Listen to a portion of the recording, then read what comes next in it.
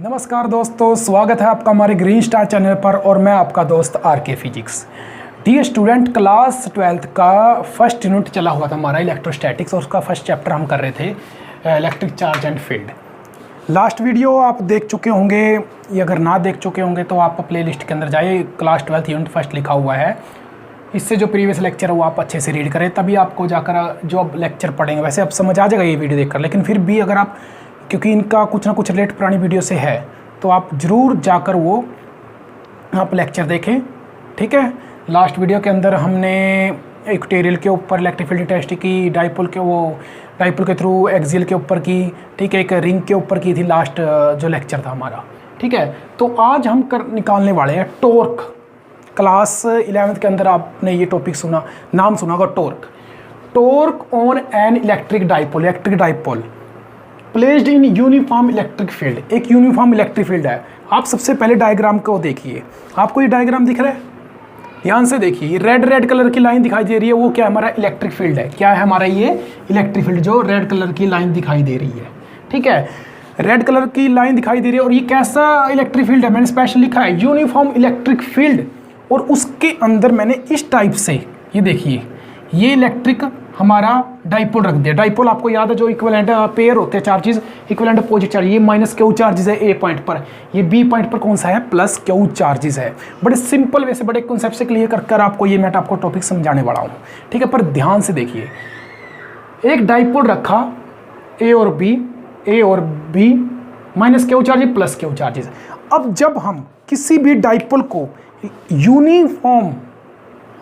Uniform electric field के अंदर हमने रखा तो उसके ऊपर एक फोर्स एग्जर्ट होगा, फोर्स लगेगा, ठीक है। अब बात आती है कि एक माइनस क्यू चार्जेस और एक प्लस क्यू चार्जेस, किसके ऊपर कैसा फोर्स लगेगा? ध्यान से देखिए डियर, बी पर देखिए प्लस क्यू चार्जेस है, उस पर मैंने फोर्स की, आपको याद होगा स्टार्टिंग में की तरफ जो फोर्स होता है इलेक्ट्रिक फील्ड के अंदर वो क्या होता है? F equal to Q into E. याद आया? ये ई से आया था हमारा, E equal to F by Q, ठीक है। उसी से रिलेशन आई थी कि किसी भी इलेक्ट्रिक फील्ड के अंदर हम कोई चार्ज रख दें तो उसके ऊपर फोर्स क्या लगता है? F equal to Q into E, ठीक है। अब ये इलेक्ट्रिक फील्ड की डायरेक्शन में प्लस क्यू पर जो चार्ज लगता है, आपने ये जंक्शन याद रखने हैं, प्लस क्यू पर जो चार्ज लगता है electric field, uniform electric field के अंदर रखने पर, वो बिल्कुल उसकी अलोंग, मतलब उसी की डायरेक्शन में लगता है। और नेगेटिव का उसका अपोजिट होता है, जहाँ इलेक्ट्रिक फील्ड की डायरेक्शन और माइनस क्यू पर उसके अपोजिट लगेगा। ध्यान से देखिए, माइनस क्यू का इस साइड रखने का है, मतलब इलेक्ट्रिक फील्ड के अपोजिट, और प्लस क्यू क्या रख रहा है? इलेक्ट्रिक फील्ड के अलोंग, मतलब उसकी ही डायरेक्शन में। अभी तक मैंने क्या बताया आपको? एक इलेक्ट्रिक डाइपोल है, यूनिफॉर्म इलेक्ट्रिक फील्ड के अंदर रखा हुआ है, उस पर दो चार्ज होते हैं, आपको पता है, माइनस क्यू और प्लस क्यू। आपने ये याद रखना है कि इसकी डायरेक्शन यहाँ क्यों की? प्लस क्यू की चार्ज की डायरेक्शन हमेशा फोर्स जो लग रहा है क्यू ई, वो इलेक्ट्रिक फील्ड की डायरेक्शन मतलब अलोंग होता है, और माइनस क्यू वाला उसके अपोजिट क्यू ई, ठीक है। अब देखिए फर्स्ट एरो के अंदर देखिए, अब हमारा डेरिवेशन स्टार्ट हो चुका है। फोर्स ऑन चार्ज है, ये charge minus q at A, उस पर क्या लगेगा? Minus q E, opposite to electric field, मैं आपको बता चुका हूं। दूसरा, force on charge plus q at B, क्या हो गया? Q E along E, electric field की ही डायरेक्शन पर। अब जो एक इधर साइड है एक उस साइड है, इक्विवेलेंट अपोजिट चार्ज है, तो नेट फोर्स क्या होगा डाइपोल पर, सॉरी इलेक्ट्रिक डाइपोल पर? जीरो। कितना होगा? जीरो, ठीक है। अब इतना आपको समझ आया होगा, आशा करता हूं आपको जरूर इतना समझ आया होगा। उसके बाद देखिए, बड़ा सिंपल मैथमेटिफिकेशन है तो सिंपल मैथमेटिकल, लेकिन आपको ये जो मैंने दो लाइनें लिखी है, दो एरो लिखे हैं, इसको अपने माइंड में सेट कर लो। जहां भी टॉर्क आप इलेक्ट्रिक फील्ड, मैग्नेटिक फील्ड, आगे आने वाले मैग्नेटिक फील्ड, तो ये दो लाइनें याद रख लो, आपका ये टॉपिक तुरंत डेरिवेशन क्लियर है। देखिए क्या लिख रखा है, under the action of two equivalent opposite forces, under the action of किसके ऊपर? Two equivalent opposite forces, there will be a torque on the dipole. कह रहा दो इक्वल, इस डाइपोल एक इस साइड फोर्स है, एक इस साइड फोर्स है, plus Q E minus q ई, वही बात लिखी है। तो इस पर ये क्या एग्जर्ट करेगा? एक टॉर्क लगेगा। किसके ऊपर? डाइपोल के ऊपर एक टॉर्क लगेगा, ठीक है। Two equal and opposite force which do not have same line of action, दिख रहे हैं आपको? जैसे ये डाइपोल मैंने ऐसे रखा है, ये देखिए ये डाइपोल ऐसे रखा है, इसकी लाइन ये रही, नीचे वाली की लाइन एक्शन ये रही, ये डाइपोल इसकी लाइन एक्शन देखोगे आप ऊपर है और इधर वाले की सॉरी इधर है, ये माइनस क्यू ई, ये वाला देखो माइनस क्यू ई, ये अपना डाइपोल इलेक्ट्रिक फील्ड के अंदर पड़ा है और ये कौन सा जो मैं ला रहा हूँ प्लस क्यू ई। तो क्या लाइन ऑफ एक्शन सेम है? नहीं, लाइन ऑफ एक्शन तो सेम ऐसे होती, ठीक है, ऐसे होती लाइन ऑफ एक्शन। अब ये क्या है? ऐसे है, मतलब एक ऊपर की ओर है एक नीचे की ओर है, ठीक है, मतलब आपको लाइन ऑफ एक्शन ऐसे दिख रही है, ठीक है। एक सेम कैसे होती? अगर ऐसे होती, ठीक है। तो ये क्या कह रहा है? Two equivalent opposite forces we do not have the same line of action. इसको सुनिए, दोनों की जो सेम लाइन ऑफ एक्शन पर नहीं है तो बॉडी क्या करती है? अपने सेंटर ऑफ मास पर रोटेट करती है और वही क्या होता है? उसका एक प्रकार से टॉर्क होता है। क्या कहा? सेम लाइन ऑफ एक्शन पर नहीं है, ये इधर है ये इधर है, एक लाइन में तो है ही नहीं, एक लाइन तो ये होती है, ठीक है। सेम लाइन ऑफ एक्शन, बस यही बात याद रखनी है। तो रोटेट कहाँ करेगी बॉडी? सेंटर ऑफ मास, जो इसका सेंटर ऑफ मास कितना है ओ, तो वहां पर क्या लगेगा? टॉर्क। टॉर्क क्या होता है? Force into perpendicular distance, force into perpendicular distance. अब ये फोर्स तो आपको पता लग गया, एफ होता है। टॉर्क का सिंबल भी आपको पता ही है, टाउ से डिनोट करते हैं हम ऐसे, ठीक है। अब बात आई है ये परपेंडिकुलर जो मैं ऐसे लिखा ना, परपेंडिकुलर डिस्टेंस है, ठीक है। परपेंडिकुलर डिस्टेंस किसके बिटवीन है? Force F and axis of rotation, मतलब बॉडी अपने एक्सिस ऑफ रोटेशन को घूम रही है ना, और उसका जो फोर्स है उसके बिटवीन है परपेंडिकुलर डिस्टेंस। देखो ये बॉडी होगी, इसका सेंटर हो गया, ये इसका एक्सिस ऑफ रोटेशन हो गया, जिसके बाद से zoom zoom zoom zoom zoom zoom घूमेगी, ठीक है। इस एक्सिस के अबाउट ये बॉडी घूमेगी। अब इसका परपेंड, और ये फोर्स हो गया, ये फोर्स हो गया, ये फोर्स हो गया, ये फोर्स हो गया, ये क्या हो गया? Axis of rotation. वही लिखा है परपेंडिकुलर डिस्टेंस एफ, एफ इधर मान लो या उधर, दोनों की बात कर लेते हैं, F F and axis of rotation, ये एक्सिस ऑफ रोटेशन इसके अबाउट घूमेगी। तो इसके परपेंडिकुलर डिस्टेंस कौन सा है? देखिए, क्या आपको ये परपेंडिकुलर डिस्टेंस दिख रहा है? नहीं, ये है परपेंडिकुलर डिस्टेंस, ये देखिए, ये जैसे ये ऊपर था फोर्स और ये इसका एक्सिस ऑफ रोटेशन, ये फोर्स, ये एक्सिस ऑफ रोटेशन, तो ये परपेंडिकुलर डिस्टेंस तो ये हुआ, दोनों के बिटवीन परपेंडिकुलर डिस्टेंस ये हुआ।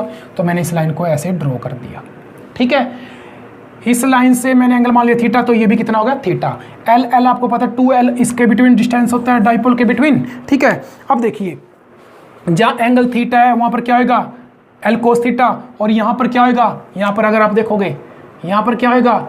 एल साइन थीटा, तो उसके सामने वाली साइड वो क्या होगी? एल साइन थीटा, यही तो लिखा है। ऐसे सेम आप नीचे बना सकते हो, ये वाला क्या होगा? इसका परपेंडिकुलर डिस्टेंस, और यहाँ पर ये कितना आएगा? L sine theta. पता लग गया? अभी मैंने क्या बताया? अगर ये अपना फोर्स है ये, ठीक है, और ये इसका एक्सिस ऑफ रोटेशन था, इसका परपेंडिकुलर डिस्टेंस तो यही होगा दोनों के बीच में, यही बताया मैंने आपको, ठीक है। एल साइन थीटा के आगे अपना परपेंडिकुलर डिस्टेंस आया कैसे? ये थीटा मान लिया, पर ये एल होता है, ये एल होता है। अगर आप कोस थीटा जहाँ होता है दो कंपोनेंट तोड़ेंगे, यहाँ पर क्या आ जाएगा? एल कोस थीटा, यहाँ पर क्या आ जाएगा? L sine theta. L sine theta सामने वाली साइड में क्या आ जाएगी? L sine theta. यही तो लिखा है, बड़ा सिंपल लिखा है। तो टॉर्क क्या है? Force into perpendicular distance F and axis हो गया रोटेशन। अब आगे देखिए, बॉडी अब ये ऐसे घूमेगी, मतलब यहाँ पर टॉर्क लगेगा, उसको मान लेते हैं टाउ 1 जो इसके द्वारा लग रहा है, क्या हुई के द्वारा। ऐसे इसके ऊपर लगेगा जो क्या होगा? टाउ 2, ठीक है। या आप वो मान लो जो, अगर इसको टाउ 1 मान ले, इसको कोई चक्कर नहीं उसका। अब टाउ 1 ये ऐसे घूम रहा है, मतलब ये क्या हो गया? क्लॉकवाइज। ये क्या हो गया? क्लॉकवाइज। और वो भी आपको दिख रहा है, वो ऐसे, वो भी टाउ 2 भी ऐसे घूम रहा है, तो ये कितना हो गया? ये भी क्या हो गया? Sorry, clockwise. दोनों क्या है? क्लॉकवाइज। अब टाउ 1 क्या होता है? Force into perpendicular distance. Force कितना है? क्यू ई, वही लिखा हमने, क्यू ई। परपेंडिकुलर डिस्टेंस कितना है? L sine theta, L sine theta. F देखो इसके अंदर कितना है? Q E, Q E. Perpendicular distance कितना है? L sine theta. आप कई बच्चे कहेंगे इसमें माइनस क्यू था, वो माइनस क्यू क्यों नहीं लिया? डियर स्टूडेंट, हम उसका मैग्नीट्यूड लेकर चल रहे हैं, ठीक है, मैग्नीट्यूड लेकर चल रहे हैं, ठीक है। अब देखिए Q E L sine theta, Q E L sine theta, दोनों क्या है? क्लॉकवाइज। अभी बताया आपको। अब देखो Q E L sine theta कितना आ गया? क्यू ई दोनों सेम है, 2 Q E L sine theta. अब देखो क्यू यहाँ से मैंने बाहर ले लिया, अंदर 2 और L को इकट्ठा लिखा और E साइन थीटा को अलग लिखा, E साइन थीटा को अलग लिखा, Q अलग 2L को अलग। अब देखो Q इंटू 2L कहाँ गया Q into 2L electric dipole, जिसको हम किससे डिनोट करते थे, P से, P आ गया। हाँ E sine theta, E sine theta, तो टाउ नेट अपना टॉर्क नेट कितना आ गया, P into E sine theta, ये इसकी क्या होगी, स्केलर फॉर्म होगी। ठीक है, अब वेक्टर फॉर्म में क्या लिखा, tau net equal to P cross E, क्योंकि आपको पता है वेक्टर क्वांटिटी होती है, ये मेन आपको याद रखना है। ठीक है, ये भी आपको याद रखना है, ये इसकी स्केलर फॉर्म, ये इसकी vector form. Q into 2L क्या होता है, अपना इलेक्ट्रिक डाइपोल होता है। ठीक है, electric dipole movement, sorry electric dipole movement होता है, Q इंटू 2L, वही P लिखा है और फिर इसको मैंने वेक्टर फॉर्म में लिखा P क्रॉस E।